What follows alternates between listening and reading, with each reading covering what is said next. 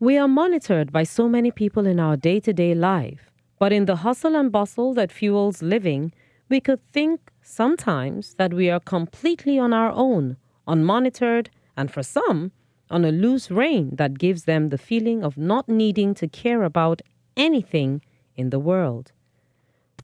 Well, when anyone who reasons this way crosses the path of diligent Nigerian investment banker and politician Omagbitse Barrow, he is likely to be cautioned about leaving unsavory blemishes on the human trail. Omagbitse Barrow was born in Lagos, Nigeria. He has engaged in academic activity that has shot him up to huge heights in terms of certificates taken from the endeavor. Barrow is the dream that powers sincere desires for a noble character. An interaction with this paragon of honesty is just a rewarding experience. Well, I think the simplest way to think about it is to say um, every time you make choices, are your choices the right thing? Can you do the right thing all the time, every time, whether people are looking at you or people are not looking at you?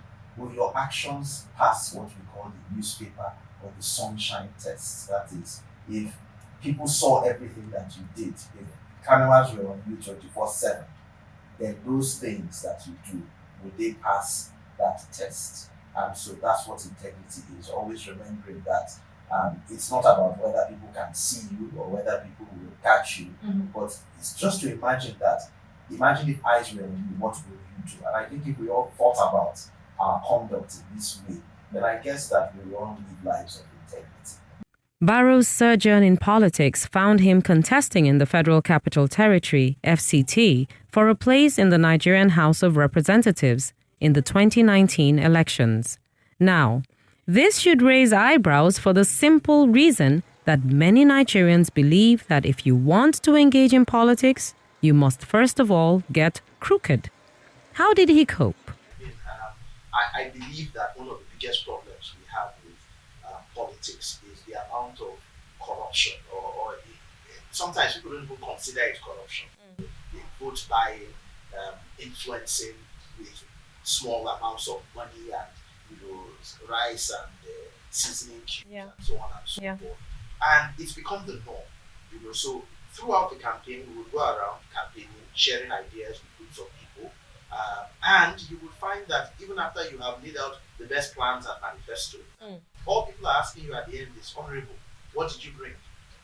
And they don't realize that what did you bring, that the fact that the politician actually gives it to them is the problem with politics. The businessman and the politician in Omagbitse Barrow just have to recognize one master whose dealings must pay heed to the dictates of integrity. The family usually plays a big part in creating the likes of Omagbitse Barrow. He affirms this, but ultimately identifies a spiritual upbringing as the greatest contributor to his life of integrity. Beyond the material, I'm a Christian and Catholic. I believe that there is life after this world. I believe in the deep spiritual values and principles of my faith. I believe that even if corruption seemed like the only way I could put food on the table for my family, I believe that is an affront to who God is. Because the way we are doing corruption in Nigeria, the worship of money, it's really idolatry. People will tell you that the only reason why I'm corrupt is because how else will I eat? And I say to them very simply, so who gave you the food? The job you have, the opportunities you have, was it money that gave it to you, or was it God who gave it to you? So certainly my faith plays a major role in helping me to cope. Many integrity icons spread the message of a life of truth and fairness to their children, besides making sure that their health and general well-being are taken good care of. Omagbitse Barrow does exactly that, but then goes the extra mile by catering to the needs of persons outside his family. That the politician then feels that, you know what, I have paid for you, I have settled you. In fact, the typical politician doesn't even show up. He sends his agents, his merchants of politics, as I like to describe them, to do this sharing on his behalf. You know what I mean? And people don't really think through it till the end. Exactly. I have many times had to sit with people where they are talking about amounts of money, and I say, okay, so if I have to give each of you in this community, for example, 500 naira, and you multiply that by 10,000 people in the community, and that's one community, and that's maybe 5 million naira, and there are like 100 other communities, and that's maybe another 500 million naira. Have you ever thought that if an ordinary politician running for the House of Representatives could dig up 500 million naira just to use as sharing money for people on the streets, where do you think he's going to get? What do you think he's going to do when he gets into the House of Reps? Barrow tells young people that it is still good to be good. They should start out towards a noble life by redefining success correctly.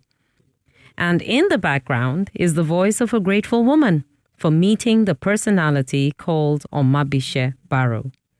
Mrs. Kemi Barrow cannot hold back the delight from having a husband she's proud of. Omagbitse Barrow lives the life of integrity. He breathes in and out integrity.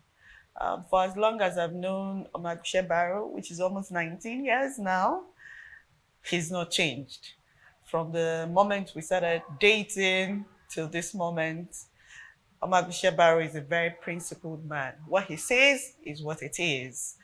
Kemi Barrow got hit by, so to speak, the positive cyclone Omagbitse Barrow has become to so many people.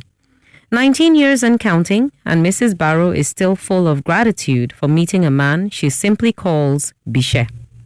He has rubbed up on me completely. I share with him everything he shares. I believe in everything he does.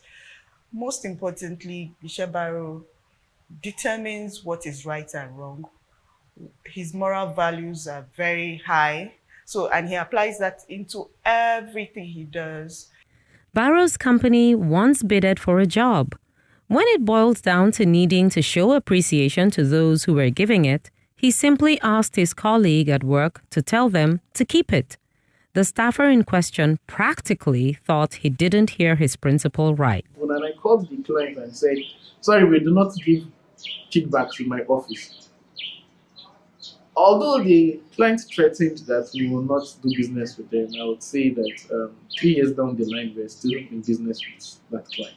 So I'm glad that I stood with him. I gave him the benefit of doubt. I believed in him, and I have walked into offices here in Nigeria, and I have told people bluntly to their faces that we do not give bribes. It's been a short account of the life of Omagbitse Barrow. It's a route he remains grateful to ply.